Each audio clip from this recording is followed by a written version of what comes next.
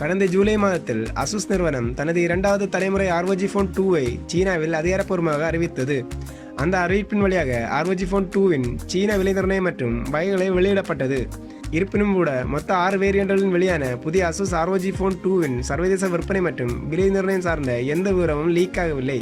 அந்த அளவிற்கு மௌனம் காத்து வந்த Asus பெர்லின் நடக்கும் IFA 2019 மேடையில் வாய் திறந்துள்ளது. அதாவது Asus அதன் ROG Phone 2வின் சர்வதேச விற்பனை மற்றும் விலை நிர்ணயத்தை அறிவித்துள்ளது. Qualcomm நிறுவனத்தின் டாப் ஆஃப்லைன் ப்ராசஸரான Snapdragon 855 மூலம் இயங்கும் உலகின் முதல் smart phone Asus ROG Phone 2 ஆகும்.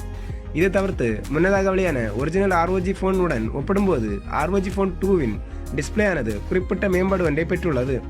முன்னர் குறிப்பிட்டபடி Asus ROG Phone 2 ஆனது சீனாவில் 6 வகைகளில் வெளியானது. முதலாவதாக 8GB RAM 128GB வேரியண்ட், இது தோராயமாக 35,000க்கு அறிமுகமானது. இரண்டாவதாக 12GB RAM 512GB internal storage variant, இது சுமார் 60,000 என்கிற விலை குறியீடை கொண்டுள்ளது.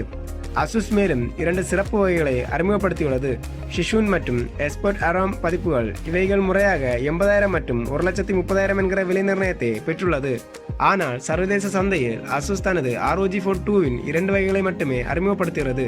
ஒன்று 12GB RAM 512GB மாடல், இதன் விலை தோராயமாக 71,400 மற்றும் 12GB RAM 1TB மாடல், இதன் விலை தோராயமாக 95,000 ஆகும்.